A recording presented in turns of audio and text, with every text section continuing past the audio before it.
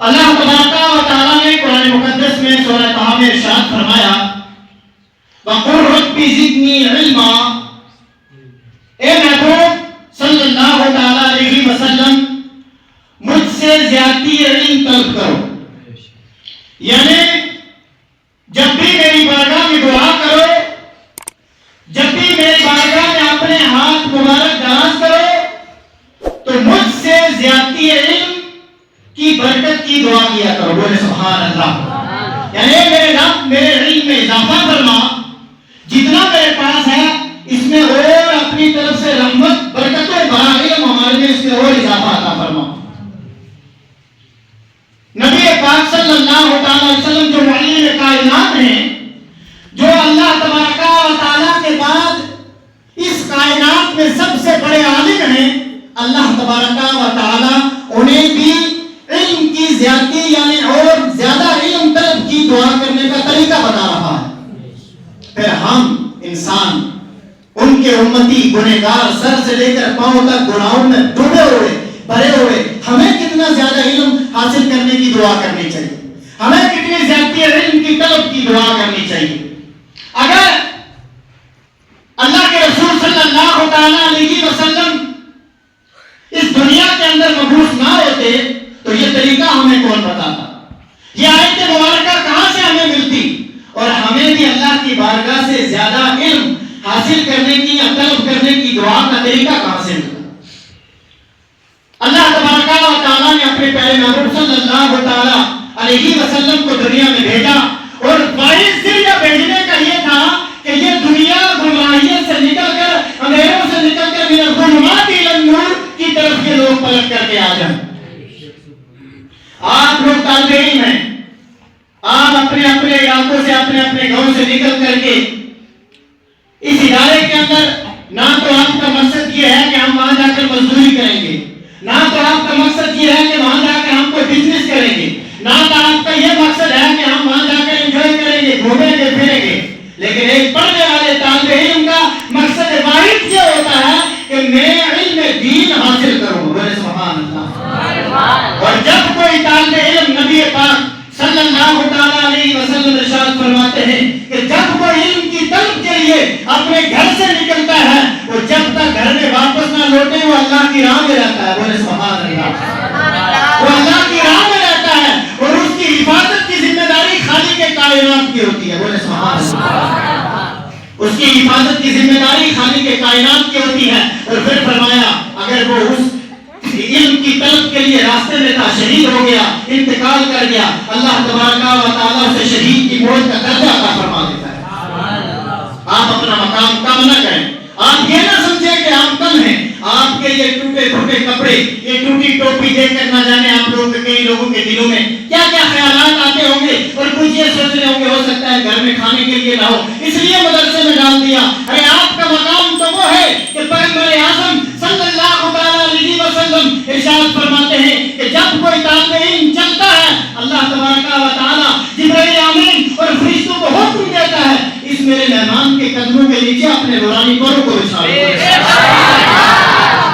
آپ کا تو یہ مقام ہے جہاں تو ایک انسان کے لیے دعا نہیں کرتا، جہاں تو ایک انسان کی بھلائی نہیں چاہتا. آپ کا یہ مقام ہے کہ سمندر کی تہہ کے اندر رہنے والی مچھلیاں آپ کی سلامتی کی دعا کیا کرتی ہیں.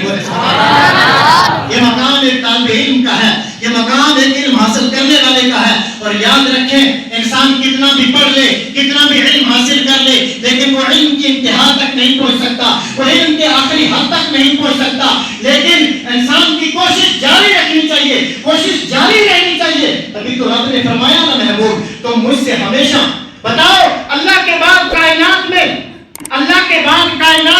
نبی پاک سے بڑھ کر کون عالم ہو سکتا ہے؟ نبی پاک سے بڑھ کر علم کو جاننے والا کون ہو سکتا ہے جو پہلے کی خبریں بھی بتائے، جو بعد کی خبریں بھی بتائے، قیامت تک ہونے والے اعمال امت کے سامنے بیان کرے؟ بتاؤ اس سے بڑھ کر بڑا عالم کون ہو سکتا ہے؟ رب اس کو تلقین کر رہا ہے محبوب جب بھی میری بارگاہ میں اپنے دست مبارک اٹھاؤ تو علم کی زیادتی کی دعا کیا کرو، علم کی کی زیادتی کی دعا کیا کرو. آج ہم 4 صورتیں یاد کیا کر لیں, آج ہم 2 حدیثیں یاد کیا کر لیں, قرآن کی 2-4 صورتیں کیا یاد کر لیں, 2-4 مسائل ہمیں کیا پڑھنے آ جائیں, ہم تو سب سے بڑے علامہ بن جاتے ہیں, ہم تو سب سے بڑے بھاما بن جاتے ہیں. ہم سمجھتے ہیں کہ دنیا کے اندر جو بھی اللہ نے علم دیا تھا وہ ہم نے سب نے حاصل کر لیا, وہ سب ہمارے اندر چلا آیا. نہ ایسا کچھ نہیں ہے. اگر ہم چاہیں تو ایک رائی کے دانے کے قطرے کروڑا قطرے اس کے کر دیے جائیں, اتنا علم بھی کسی کے پاس دنیا میں نہیں ہو سکتا نبی پاک کے علاوہ.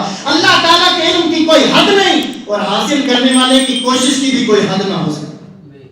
آپ اندازہ لگائیں, ایک طالب علم جب اپنے گھر سے نکلتا ہے اس کو کن پریشانیوں کا سامنا کرنا پڑتا ہے. ایک مرتبہ کا واقعہ ہے, شیطان نے اپنے تمام یہ بات رکھ کر میں اپنی بات ختم کروں, اپنے چیلوں سے کہا کہ اپنی جگہ پھیل جاؤ اور جو جہاں نیک کام کر رہا ہو اسے نیک کام سے روک دیا جائے, جو اچھا کام کر رہا ہو اچھے کام سے روک کر برائی کی طرف اسے لگا دیا جائے. جب تمام شیطان شام کو اکٹھے ہوئے, اس کے چیلے اکٹھے ہوئے, تو سردار نے پوچھا بتاؤ پورے دن تم نے جو ہے جس کام پر میں نے تمہیں مامور کیا تھا, جس کام کے لیے میں نے تمہیں بھیجا تھا, ذرا یہ بتاؤ تم لوگوں نے کیا کیا کام کیا ہے, کتنا کام کیا ہے. تو سب آئے اور کہنے لگے, کسی نے کہا میں نے چوری کروائی, کسی نے کہا میں نے شراب پلوائی, کسی نے کہا میں نے زنا کروایا, کسی نے کہا میں نے دونوں کا جھگڑا کروایا, کسی نے کہا میں نے میاں بیوی کے درمیان جو ہے کہ جھگڑا کروا دیا, کسی نے کہا میں نے اولاد سے ماں باپ کی نافرمانی کروا دی. ہر بندے نے, ہر شیطان نے اپنی بات سامنے رکھی, لیکن ایک کمزور سا شیطان پیچھے بیٹھا. سردار کہنے لگا بتا تو نے کیا کام کیا. کہنے لگا میں نے اتنا بڑا تو کوئی کام نہیں کیا, میں نے ایک کام ضرور کیا. کہا بتاؤ کیا کام. کہا ایک طالب علم مدرسے کی طرف جا رہا تھا, میں نے اس کے دماغ, اس کے ذہن کو بھٹکایا, اس کے خیالات کو بھٹکایا اور اس کو مدرسے یعنی دین حاصل کرنے کی طرف جہاں جا رہا تھا وہاں سے روک کر اس کو واپس گھر بھیج دیا. باقی شیطانوں کی نظر میں تو یہ کام ایک معمولی سا کام تھا. جب بڑا شیطان اٹھا اس نے اس کو کندھے پہ اٹھایا اور شاباش دی, کہا تو نے سب سے بڑا کام کیا, تو نے میرا جو آج کا حکم تھا صحیح معنوں میں تو نے اس کا حق ادا کر دیا.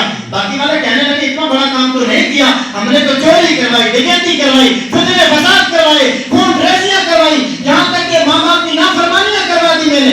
آپ نے شاباش اس کو دی. کہا میری بات سمجھنے کے لیے, اور میں نے اس کو شاباش کیوں دی, اس بات کو سمجھنے کے لیے دی. میں آپ کو ایک اشارہ دیتا ہوں, آپ بتاؤ مجھے ایک جگہ چلتے ہیں, وہ جگہ بتاؤ کہ جہاں سے ایک عالم گزرتا ہو, اور ایک وہ مکان بتاؤ جہاں سے ایک عابد گزرتا ہو جو عبادت گزار ہو.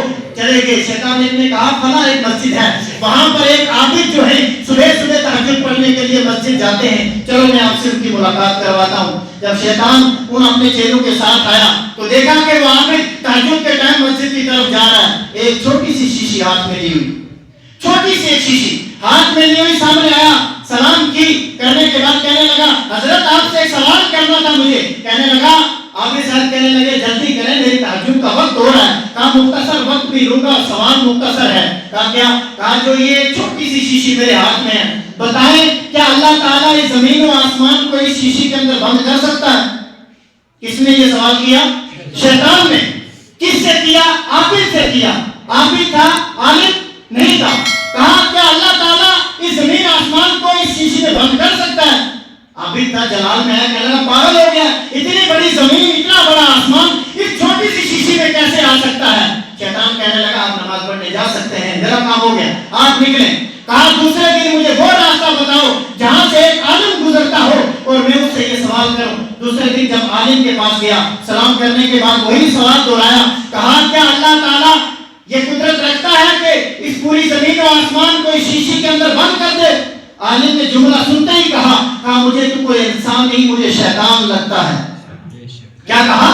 مجھے شیطان لگتا ہے. کہا کیوں؟ کہا تجھے اللہ کی قدرت پر یقین نہیں. ارے یہ شیشی تو پوجا, اللہ کی قدرت یہ ہے کہ سوئی کے ناکے کے کروڑویں حصے میں سے زمین آسمان کو نکال دے, اللہ تو اس پر بھی قادر ہے. شیطان واپس آیا, چیلوں سے کہنے لگا دیکھا یہ اس کے پاس علم تھا, یہ اللہ تعالیٰ کی قدرت پر کامل یقین رکھتا تھا, یہ اللہ تعالیٰ کے بارے میں جانتا تھا کہ اللہ قادر ہے, وہ چاہے تو زمین و آسمان کو اس شیشی میں کیا اس شیشی کے کروڑویں حصے میں بھی بند کر دے. عابد تھا لیکن اللہ کی قدرت پر اتنا کامل یقین نہیں تھا, اس لیے اپنی اس ناعلم ہونے کی وجہ سے اپنی تمام عبادت کو ضائع کر دیا. ارے میرے چیلوں یہ بتاؤ جن لوگوں کو تم نے شراب پلائی, اگر وہ دین رکھتے, وہ علم رکھتے, وہ دانائی رکھتے وہ آخرت کے عذاب سے ڈرتے کبھی شراب نہ پیتے، جن سے چوری کروائی اگر وہ علم رکھتے کبھی چوری نہ کرتے، جن سے زنا کروایا اگر وہ علم رکھتے کبھی زنا نہ کرتے، اگر جن نے شراب پی، جن نے ماں باپ کی نافرمانی کی، اگر وہ ماں باپ کی نافرمانی کا آخرت کا عذاب جانتے تو ہرگز ماں باپ کی نافرمانی نہ کرتے۔ تم نے اگر لپیٹ میں لیا، تم نے جن سے برے کام کروائے، ارے وہ تھے ہی دنیا پرست، وہ تھے ہی دنیا دار، اس لیے تمہارے لپیٹ میں آگے۔ کسی علم والے کے اوپر بات کر کے دیکھنا، کبھی تمہارے فیور میں تمہاری بات میں نہیں آئے گا۔ میں آپ طالب علم سے عرض کرنا چاہوں گا، آپ ابھی کچھ نئے بچے مدرسے میں آئے،